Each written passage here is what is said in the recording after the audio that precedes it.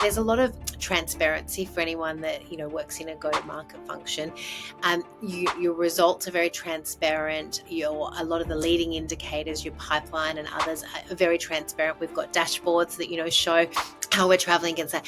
It's how we can design a little bit of that intentionality in terms of a more holistic view of your life, and that way making sure, whether it be your health or family or other things, that you're being quite intentional around the prioritization of that.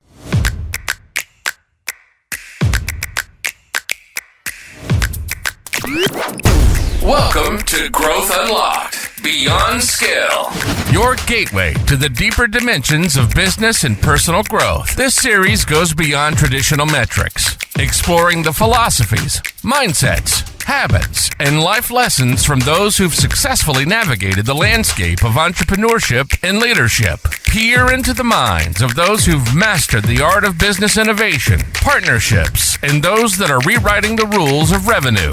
Tap into their actionable advice and practical playbooks that can be used to unlock growth in your own world.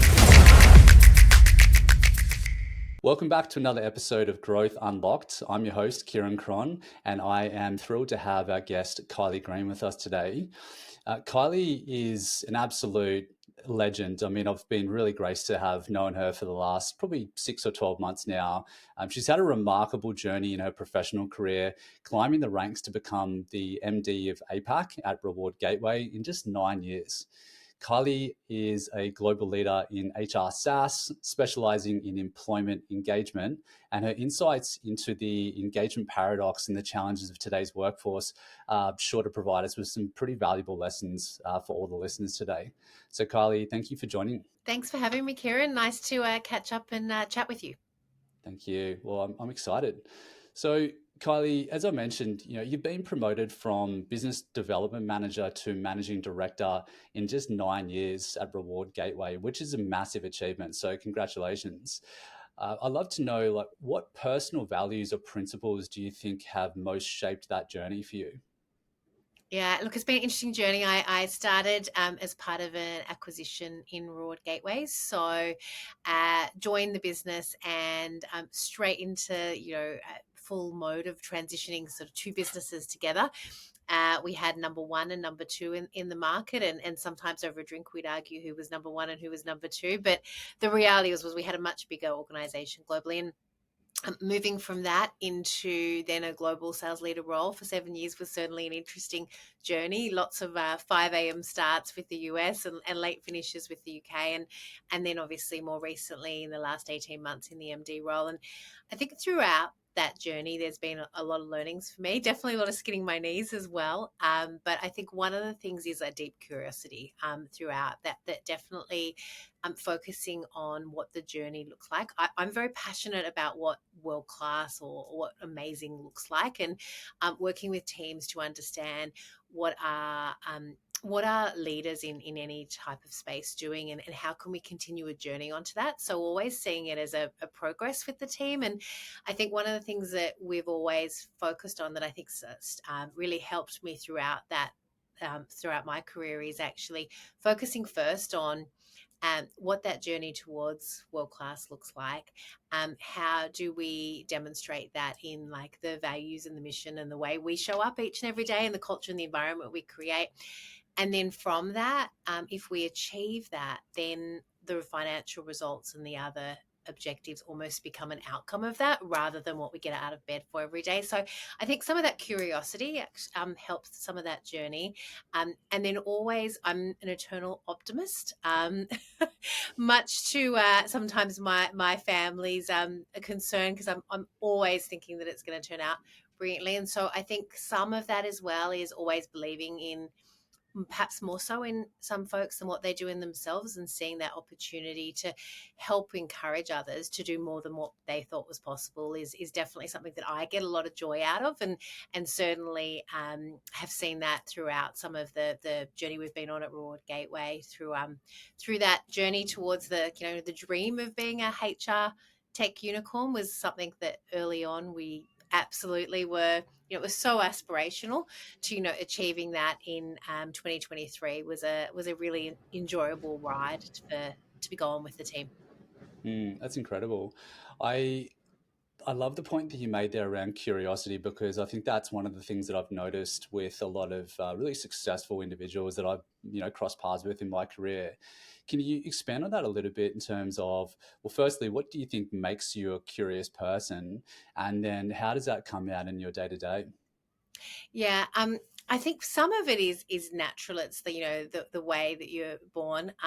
I believe from my mum, I was an absolute pain in the butt as a toddler and as a teenager because I was always asking 10 million questions.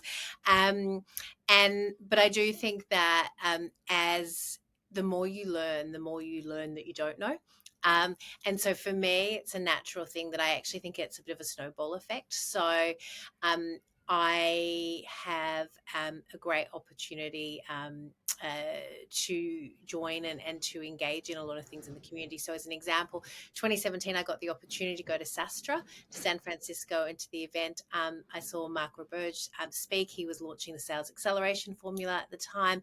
And I found listening to him in person got me really inspired around what some of the best practice SaaS leaders are doing in the market. And from there I was able to connect and really build on that community both locally and globally. So each time I was learning how much more, it's almost unlocks a whole new level of curiosity. So I think that is certainly something that snowballs for me. In terms of like playing out day to day, I think it's just the way that you actually can connect. So that's everything from if I'm like commuting in or to or from work, I'm always listening to like podcasts, reading the latest books, really being able to engage in learning, but also getting deeply curious when I'm meeting with the team, meeting with other people in the industry to understand what people are doing and to ask a lot of questions because people are fascinating and they'll always share stories about what's happening in their company, what they're doing in their business, people in the team having new ways of new insights in the way that they're addressing challenges. And so that's been helpful for me. Also joining communities has been helpful around learning. So I'm part of Pavilion, part of the Sydney chapter here.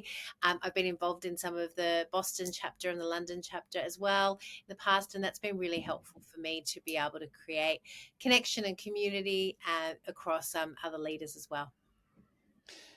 I think Pavilion is one of the best investments that I've made in myself in the last couple of years. And outside of the connections and the networking, the community, the courses that they have are brilliant. So I would highly recommend that to anyone that hasn't gone through that.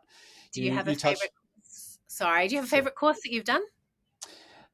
I did a few. I tried to make the most of it, Yeah. and I would say probably one that stuck out for me. I mean, at the time that was extremely relevant was the frontline sales manager course. Yeah. So I had recently been promoted from an individual contributor to a sales manager at HubSpot.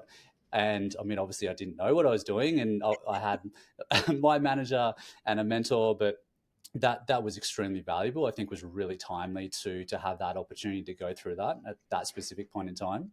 Yeah, I agree. I think I did the CRO school quite a few years back, and I found that really helpful in terms of unlocking elements that I had like less exposure to at that time, partnership ecosystems and other things, but also the network of the cohort they put you in to be able to bounce ideas off as you're going through that learning was really helpful too. So yeah, it's a great opportunity to stretch learning. Yeah, absolutely. On that topic of, you mentioned you went through the CRO school. What kind of learnings did you take out of that? Have you implemented into your role now as MD? Yeah, so a couple of things. I think Stephanie, I'm trying to remember her surname, maybe Valenzi, did a great course around forecasting. And I think thinking about, there was also some presentations from some of the PE firms around some of the metrics that matter most to them. I found that helpful, particularly I've been through a couple of exits. And as we go into those exits, thinking about the way we're presenting information that's most relevant. I think it was particularly useful to do that. But also for me to think about some of the things that we were already doing from a maturity lens of the organization and actually thinking about some of our newer leaders, whether that be different go-to-market leaders, from sales leaders, from client success leaders, how giving them exposure at different points in their career to actually help them to see the maturity of the organization on a different scale. And one of the things I found it really helpful to was to map some of that ecosystem and appreciate that on our go-to-market functions, potentially we might be at different points of maturity. So the sales organization might be further along in perhaps whether that's forecasting or other things. Other parts of the organization may have had less exposure to some of that. So truly understanding and being able to map where we're at now, and also then to use some of that to prioritize. I found that really, really helpful in some of that mapping of particularly from organizations, and for folks that were perhaps a little bit further along in their career to have some of that exposure to some of those leaders that came in, I found really interesting. And in some cases, it's just nice to have a reminder for some of the things that you're doing, that you're on the right track. And in other cases, it was really good to have folks that maybe challenge you around the way you can think about, certainly you and I have talked about partnerships in the past, more complex ecosystems, and ways to challenge you thinking about the way that you can actually set up and structure those in the future as well. Yeah, absolutely. Love that. You're very passionate about improving employee engagement and well-being. It's a big part of what you do over there. How has your understanding of work-life balance evolved as you've advanced in your career? Yeah, employee engagement and I think creating like a cultural change has been to where I've spent most of my career. So looking at research on this, but also like working alongside of teams locally and globally, it's been to where I've spent the last kind of 25 years. For me, I think when you think about work-life balance, I perhaps don't think about it as balance as much anymore as integration. I think that that whole separation of your work life and your personal life has really sort of merged in. So for me, it's more around how do you integrate the various elements of your life, and how do you take stock so that you can actually manage that in a way that you can show up and bring your best self, whether that be to your work, but also to all the other areas that are particularly important to you. So that might be to your family, to your friends, any other aspects. I think that sitting down and evaluating your value system is a really important part of identifying that. And the other thing that I've probably had much more awareness as my career's gone on is energy buckets and what gives you energy and what drains your energy. I'm naturally very passionate, and so I, for right or wrong, kind of tend to go into things at 110%, and that's my natural state. I think as my career's gone on, but also as I've got more awareness of watching teams that succeed, it's creating environments where they can have more awareness of and be more protective of their energy and their time and their focus, because there is always 10 million things that we can be doing, but what is the most important thing, but also the right person that brings energy. And so that's also in the way that we create job design in organizations, so people can have a high degree of awareness of the right person in the right role, where they create high degrees of energy. So detail orientated people in finance or in governance, I tend to really like partnering with those, because where they get their energy and where they have their skill is often a very different set to my natural state, where I like to think a bigger picture. And so actually recognizing that, and rather than draining your energy and spending weeks at a time on a budgeting process, with whole lots of details, actually partnering where you can. And obviously it depends on the stage of growth of your business, but partnering with teams where they can actually bring that energy and bring that integration, I think is really important, and actually being really intentional around the way you design that. I also think the way that over time teams actually structure and focus their time is particularly important. And a couple of things on that. Thinking about structuring days, structuring times where you bring your energy to where it's required the most, and being able to design that. So whether that's being intentional about days in the office where you might get lots of energy from collaboration with colleagues, etc. Whether that's quiet focused times where there's, a very detailed work, whether that's, 3-year planning, projections, other things. I think it's really important to be quite intentional. And I think what I would say is I'd seen more and more folks who spend more time in actually planning out and really identifying where their values are now,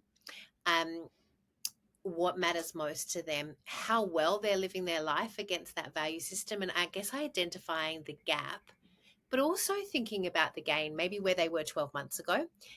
And where they've been able to move that, and actually celebrating some of the progress they've made on that, but also thinking about being quite intentional for the period of time ahead.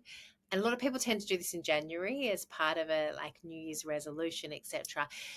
But I think folks that I see do it really well take stock maybe once a month around looking at, here's my values, here's the core areas of focus that I want to contribute, and I want to design my life around the areas that are most important to me, and actually take stock of their last month and how well did they do on that, and then reset their intention for the month ahead. They're also really good. The other thing I've seen is some of the best leaders I know actually share that with like trusted colleagues, etc., and folks that can keep them to account. So it's a bit like, your sales forecasts, etc., and others can kind of hold you to account to that, or your budgets across the business. Having trusted colleagues that can hold you to account and spot where you might be actually, because you're naturally a passionate person, perhaps derailing a bit from what matters most, and being able to bring you into account, whether that be friends, trusted colleagues, etc. That's really important as well too. And I think it can really help you back to what matters most to you. And I think for each person that's going to be different, but that intentionality, I think, is something that's a really crucial skill that builds over time. Such a great point that you made there. There was actually a lot of gold in that. And I wanted to go back to the sort of drawing parallels to, you mentioned that some of the best leaders, obviously they're happy to share those things and be vulnerable with their people. But then it's a good reminder for me in terms of taking stock more regularly, instead of just doing it once a year at the start of the year, doing it more consistently on a monthly basis, and then looking back, did I actually live up to those values? Am I doing those things in my day-to-day, in my job, in my life, my personal life, etc.? It's a great idea, and it's kind of doing a look back like a sales manager or a sales leader would. What happened last month? What went wrong? What did I do well? And how can I keep making improvements over time? And I think that really helps around making sure that the same level of intentionality, that there's a lot of transparency for anyone that works in a go-to-market function. Your results are very transparent. A lot of the leading indicators, your pipeline and others, are very transparent. We've got dashboards that show how we're traveling against that. It's how we can design a little bit of that intentionality in terms of a more holistic view of your life, and that way making sure, whether it be your health or family or other things, that you're being quite intentional around the prioritization of that. I've got twin girls that are teenagers. They'll give me a lot of feedback around how I'm doing, good, bad, or otherwise, but I think being really intentional around how you design things, how you invest your time. So I'm now much more intentional around the way I design. I work with global teams, the way I design my evenings. So I have compressed evenings that I'm working on some of those global projects and initiatives, and dedicated evenings where I've now got focus time where I can be connected with what matters most to me around my family and time with my teenage girls, etc. So I think some of that intentionality is for me was a journey. When you're really passionate about what you do, it's very easy to be always on, but designing that and reflecting on that and evolving that over time, I think is a helpful part. Absolutely. Makes me kind of put my, sales leader hat on and think, geez, wouldn't it be cool if you could have a dashboard that would represent how well you're living up to your values on an ongoing basis? Am I Yes, missing? Am I over? Am I under? absolutely. It's almost like that little daily habit tracker. If you think about the top 5 things you want to do in each day, did I achieve that day? Did I do my best too? Because things happen, life happens. There'll be twists and turns, and I think that self-compassion is also really important as part of that journey, because a lot of people that are sales or go-to-market or business leaders have very high expectations of themselves, probably higher than what anyone else would have. And I think there's a lot of plates spinning, and you can only hold so many in the air at one time. So I think the other thing that I've learned with work-life integration over time is to be a little bit more compassionate to myself. So if a period of time happens where I've dropped the ball with something with my kids, or my exercise has gone out the window, or I haven't got a work project done at quite the time frame that I had hoped to some of the rest of the leadership team, being a little bit self-compassionate to actually go, well, actually there's a lot of plates spinning there, and celebrating progress, not just perfection, is something that has taken a little while, but that's definitely a journey that I'm on as well. Progress over perfection. It's a really wise way to look at life, because I think that I've fallen guilty of that and fallen into that trap as well, of having really high expectations of myself and then other people that I was managing as well. So that was quite difficult to deal with. But I think it's acknowledging that progress, because Rome wasn't built in a day, and I think there can only be small little improvements on a daily basis. So the more that we recognize those and reward them, generally, the better the mindset's going to be, and that's going to flow through into everything that we do. Yeah, and I think also to the team, like I think one of the things for, like, you'll have a lot of leaders that listen to your show, and for them to understand the, like, shadow that they cast. And I think if you don't practice self-compassion with yourself, and recognize that it's okay that sometimes you'll skin your knees, etc., and show that vulnerability and share some of those stories, then other people are going to be holding themselves to that same level of high expectation, and perhaps creating really high degrees of imposter syndrome or anxiety, etc., because they don't feel that they're able to keep up to this perhaps unrealistic expectations of themselves as well too. So I think understanding it's great to be ambitious, and certainly consistently helping others to perhaps achieve even more than what they think is possible is great. But I think that celebrating progress not only for yourself but also for your team is such an important part of that journey, and actually so important for people to feel like they can that they actually, that whole progress principle is such an important part of, like, self-esteem for people as well too. Yeah, it's a great point. Definitely. With the recent findings from your engagement paradox report shining a light on employee disengagement, despite rising retention, how do you think businesses should rethink their employee engagement strategies in today's market? Yeah, the research the team did was really interesting, and big shout out to Sarah and Joy and all the team at RG who did that research. They researched about 3,000 employees, about 3,000 employers across about 14 different verticals, and I think a couple of really interesting findings came out of it. Firstly, it was quite a deep dive into the Australian employment market. A lot of research at the moment comes out of the UK and the US, and it's interesting to look at globally, but doesn't always reflect, like, our local culture, our nuances. And I think a couple of the interesting things that came out of that is that employees are very much looking to stay put in the current climate. So about 47% of employees are not looking to move roles over the next 2 to 3 years. And I'm not really surprised by that. You see the ABS job mobility report is some of the lowest levels of job mobility that we've seen in 3 or 4 years.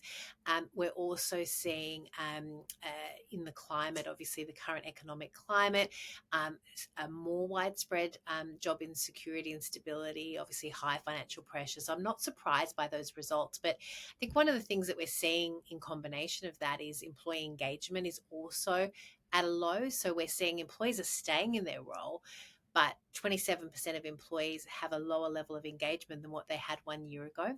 So what we're seeing is people are very much staying in put in their current role, but not necessarily feeling connected, feeling engaged. And there's a lot of challenges that come with that. One of the things that particularly is challenging with that is that as a country, we do need to move our productivity levels, and our productivity levels are falling dramatically. So productivity and performance of those employees that are staying put and their engagement is declining.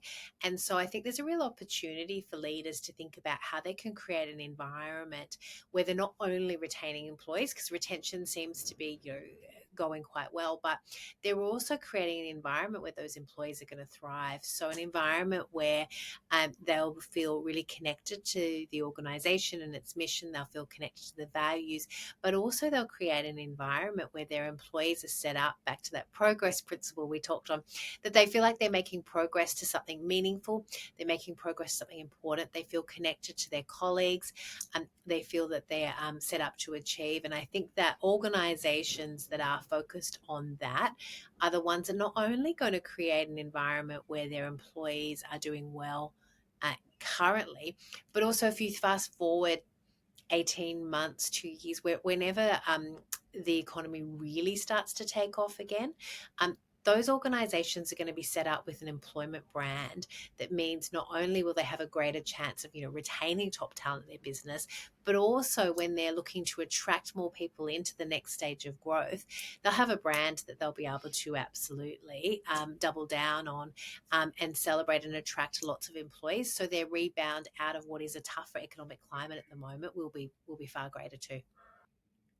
Yeah, it's a fascinating point that you make there, and I think a lot of companies, when they they think about the concept of brand, often it's around how the market perceives them from the outside in. And what you spoke about there is really like what's happening on the inside in terms of what do your employees think about the brand, how do they talk about the brand when they meet their friends and their family. And so that's a really good point that I think potentially a lot of leaders might miss the mark on sometimes because they're so focused on looking outwards and not inwards. Yeah, and I think when you think about the irony of that, and you're absolutely right, the irony of that is when you think about the results of most businesses, it sounds so cliche to say employees are our greatest asset, but engaged employees are the most impactful thing you can have in a business. And I think one of the things so many organizations, there's a lot of budget, a lot of time, a lot of energy goes into their customer facing brand. You're absolutely right. But the employee brand and the way their employee value proposition shows up, the way their culture shows up, the way their employer brand is highlighted in the market. And a great place to look at that is places like Glassdoor.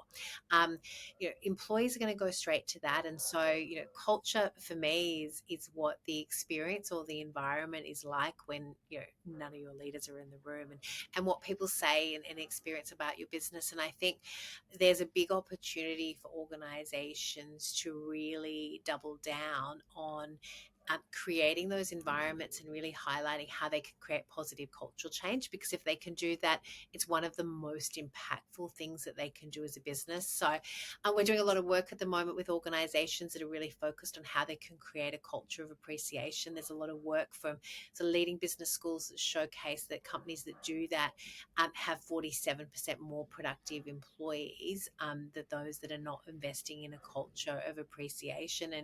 And so that goes like a step further than even the recognition that we talked about earlier. I think, recognizing employees, it creates an impact of about 27%, but that jumps up to 47 when you look at appreciation. So that's people feeling like they can bring their whole self to work, and creating that environment, I think, is something where a lot of organizations perhaps haven't had as much experience, and particularly if we think about middle managers nowadays.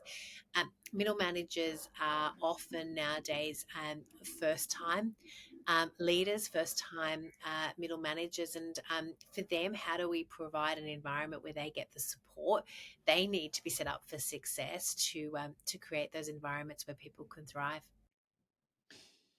It makes me wonder, Kylie. I'm sure you've got some interesting insights and opinions on the obviously through COVID how the actual like work model has shifted a lot, right? Like a lot of companies have gone from in person 5 days a week to a lot of companies being fully remote or a blend of remote and hybrid.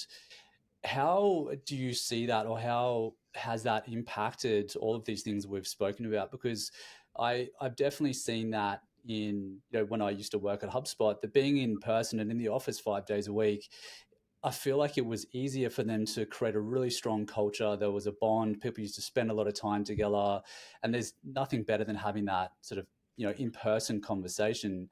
How have you seen companies adapt to this change in the working environment? Yeah, it's definitely, you're right, and I know you've experienced that at HubSpot, which is obviously really renowned for its culture globally, and a lot of that was built from, shoulder to shoulder, learning, team environments, high fives, lunches, social connection, and great opportunities to learn. And I think lots of organizations have a lot of mentor mentee, and Salesforce certainly, and Broad Gateway's been in the same camp with lots of go-to-market teams, that people have that great opportunity to learn side by side from connection. What we saw is, in the way that I guess things have evolved, we saw a lot of clients that at the time the pandemic hit, um, there was certainly a group that was set up for success, and those were the ones that had already created what I call a digital campfire. So they had their in-person moments of connection, their staff town hall, etc.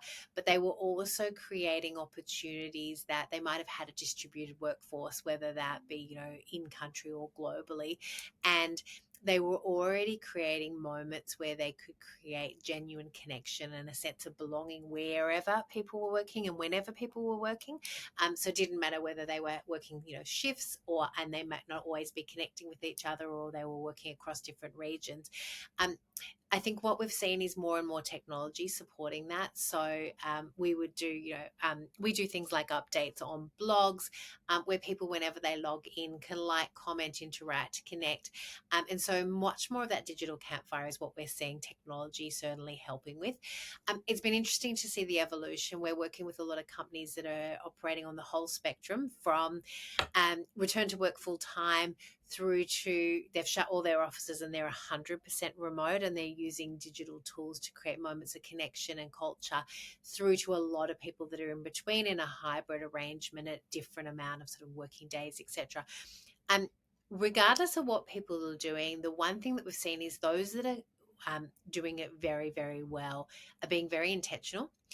They're very intentional in the way that they design what their people are connecting for. So, as an example, they might get together for sales kickoffs, and have that as scheduled day. It might be an all Australian, team meeting. It might be particular training days, etc.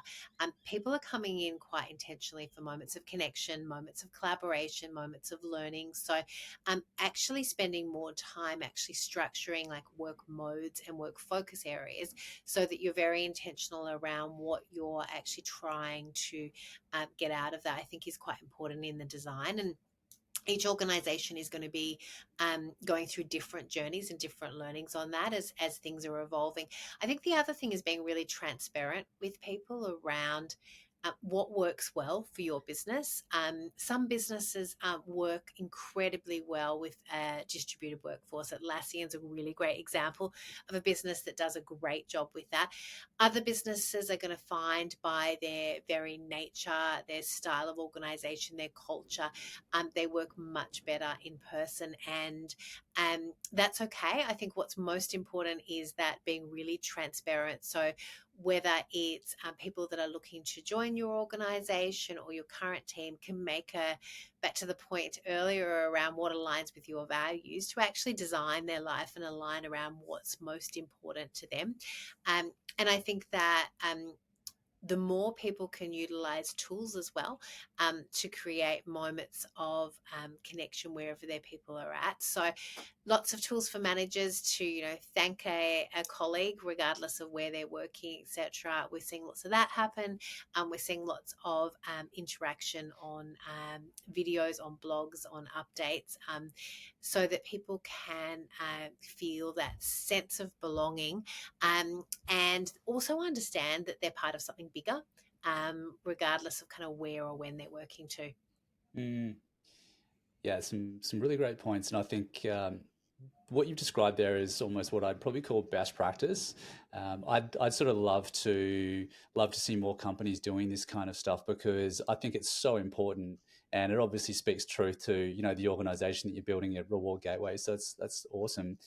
It You also you definitely a journey for everyone, right? We yeah. don't always get it right. I think one of the things that I find interesting in the MD role is where being an MD of an employee engagement company, we work with market leaders. We support about 1 in 14 working Aussies, and we go out with a lot of best practice, etc. But one of the things that we always try to lead the way and ensure that we're really holding ourselves to account to best practice that we're sharing and thought leadership, but we don't always get it right either. And so for us, it's a journey. And I think one of the things that we try to also be transparent on is where we might skin our knees on the process, and where communication connection might not work as well as it could, and definitely that's a learning curve for me and a learning curve for our leadership team as well. And I think by being a little bit vulnerable with other organizations where something maybe hasn't worked out, we had the best of intentions but it hasn't worked out as well as what we perhaps hoped it would, sharing some of that in some of our conversations with clients or in some of our webinars or other things, I think is helpful for other organizations to really have that be human moment, which is one of our values. We are human, and recognize that we're all on a bit of a journey and it's not always going to work out, but we can certainly be intentional around what we're trying to achieve, and quite vulnerable when perhaps we don't quite get it right. Yeah, so true. You must have countless conversations through your role, and speaking with clients who are HR leaders that are dealing with topics that we touched on today, things like engagement, recognition, and retention as well. What trends are you seeing in how these leaders are using technology to address these challenges? Are there any really innovative or unexpected solutions that have surprised you? Yeah, I definitely think that I get inspired all the time because we get the opportunity to partner. We partner with about 750 companies here in Australia across sort of all different sizes and shapes. And one of the things that seeing the way the people leaders utilize their solution to connect with their employees is, for me, always really inspiring. A great example of that is Storyhouse Early Learning. Kate Ludwig and the team do an incredible job of connecting across childcare centres. Now, if you think about childcare centres, you can often feel really connected to your centre and the team you're working in with the early childhood workers there. They've created an opportunity where they can celebrate moments across all of those. So they did the Shell Storyhouse Early Learning Olympics as one example, and they shared photographs and inspiration across their platform to really bring people in. And they've just won a stack of awards for the great work that they've done with their people, and really well deserved too. But I think creating something that's unique to your culture. So obviously, if people working in early childhood, that kind of framework and culture, I think is really important. But equally, we're working with consultancy firms that have got very different styles. So I think one of the things that we're seeing is for each organization we're partnering with, when they're using technology, to really make sure that the technology works for them and not the other way around.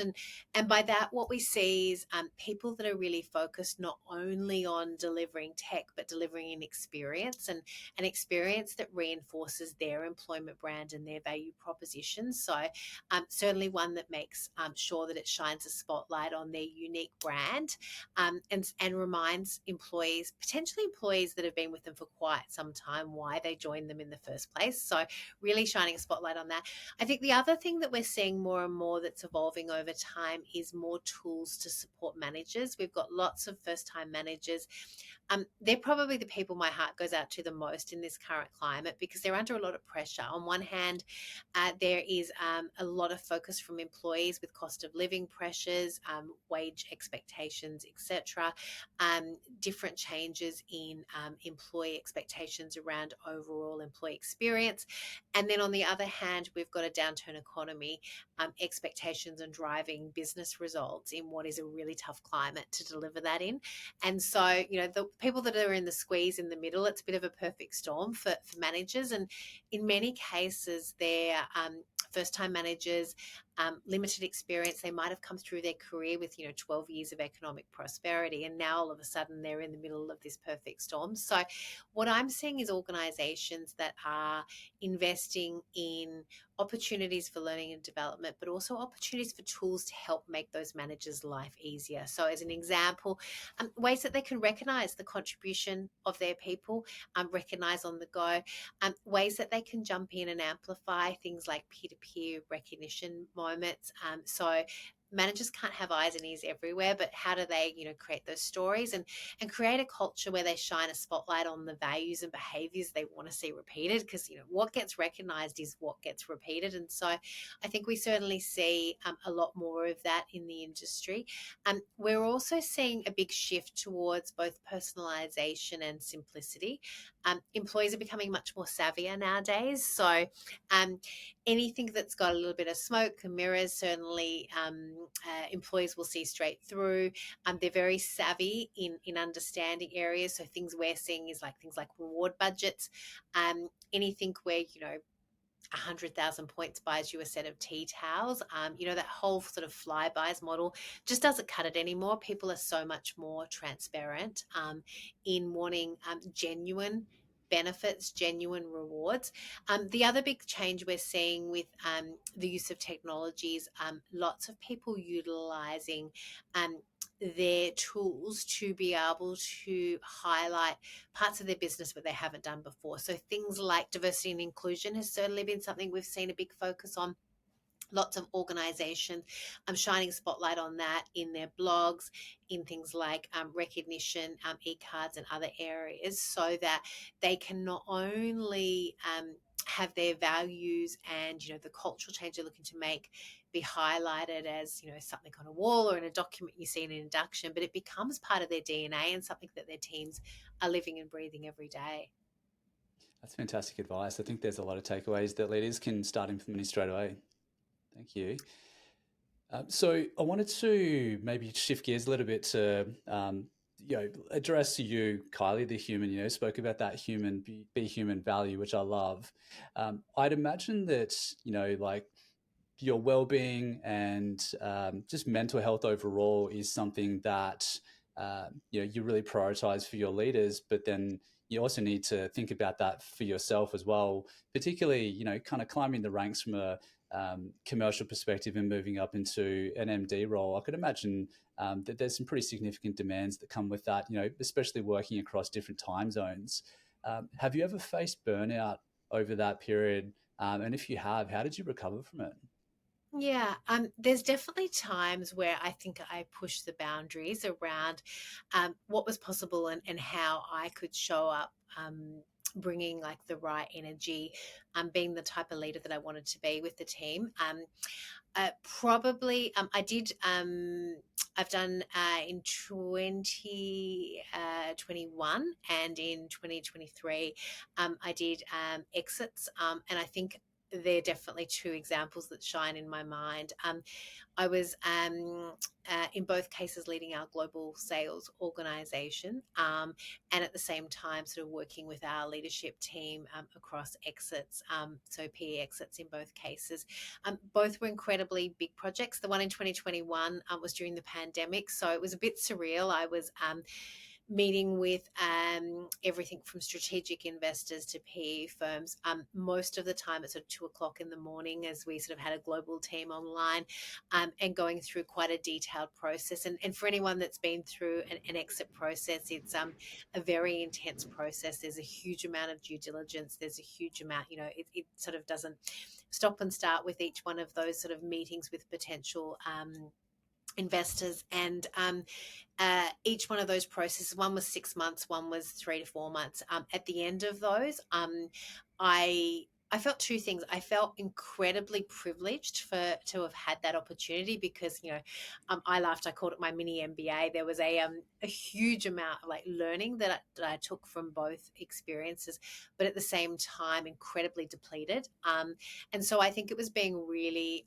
transparent at that time to actually hit pause, take some time to, have a bit of break, some time with the family, and really acknowledging. And I think a couple of things that I did going into it the second time, I had more awareness after having done it the first time. So acknowledging to friends and family that, I've got a really intense time. I'm working on a major project. And so there was a bit more awareness and understanding. And then I think also taking that time after to really focus back and being intentional again. So after a couple of weeks like break, there's nothing like going and, laying on a beach, drinking a few cocktails and decompressing. But also to be able to really schedule in and prioritize to go, okay, I'm going to now really refocus back on, health and well-being, getting back into the gym, getting back into a really good routine. The one thing that I will say as well is sleep is a bit of a wonder drug there. And so certainly the first time I went through that, I probably didn't prioritize sleep enough. And I was much more aware of that the second time around, and really carving out and prioritizing sleep despite all of the projects and the demands that were happening as much as I possibly could was really, really helpful in managing that. And my only bit of guidance to anyone is having more awareness of kind of where you're at on that continuum and being able to be really proactive on the steps around how you can design. And I think there's probably two things on an ongoing basis. It's designing regular. So in the global sales leader role, when I wasn't going through a project like that, I would design regular moments of recharge. So whether that was time in each week to circle back to things that gave me energy. So for me, that was like time with the family, time by, walks on the beach, things like that, that really gave me energy back, through to, breaks and holidays that allowed me to step away. And also to, over time, becoming really aware of having a great bench, like a great leadership team that you can put your trust and empowerment in, so you can take a moment to actually have a little bit of a digital detox, step away, decompress, and then come back in, filled with energy again. So it's been a journey. I definitely think I'm kind of learning how to manage that better. I don't think I'm all the way there yet. It's still a ongoing journey because I genuinely love what I do and I genuinely love connecting with the teams, but understanding and having a greater awareness of where you're at on that energy level. And I think for a lot of folks that approach burnout, perhaps the awareness isn't there as much of just quite how far they are along that. And it's a bit of a scale, and understanding and working with that. Certainly, I've done some great work with an executive coach. I found that really helpful from a personal level to A, raise my awareness, but B, have more proactive strategies in place for how I can better manage that. And the other thing that's helped is for me to partner with some members of the leadership team, for them to also have greater level awareness and some more proactive strategies in their toolkit, so they can better manage that as well. Because the reality is, anyone that works in go-to-market leadership, and certainly anyone that works in SaaS, it's a fast-paced gig. And it is a challenging gig, and particularly in this climate, there's a lot to do, and it's never going to be done. So it's actually working out, first of all, like, are you operating in the right size of business? Are you operating in the stage of growth that actually gives you energy? For some leaders that love the buzz of the craziness that goes with a startup, that's an amazing place to be. But certainly I know I've made the mistake of hiring people before that are from much later stage businesses because they thought that they'd enjoy it, but the reality is that they found themselves at times really, really drained. So actually being really transparent, with people that you're hiring as well, around the stage of growth, the pace and the intensity, so people can make a really conscious decision around that, and then designing with intentionality opportunities to address their energy levels, I think is helpful too. Fantastic. There's been so much amazing advice and wisdom, pearls of wisdom in this conversation today, Kylie. So I really appreciate it. If our listeners wanted to connect with you, follow along, where would be the best place for them to do that? Yeah, absolutely. They can follow me on LinkedIn, and yeah, really love chatting with you today. It's been too long, so it's nice to be able to catch up today. Indeed. Kylie, thank you so much. Really appreciate it. No problem. Thanks for having me. Cheers. Bye for now. Thanks for listening to this episode of Growth Unlocked Beyond Scale. If you enjoyed the show, it would really be appreciated if you can leave a 5-star review wherever you consume your podcasts. And while you're there, why not subscribe to the channel so you don't miss any future episodes? If you'd like to learn about how to drive profitable scale in your business, gain clarity on your direction, and improve your business valuation, click the link in the show notes to connect with Kieran.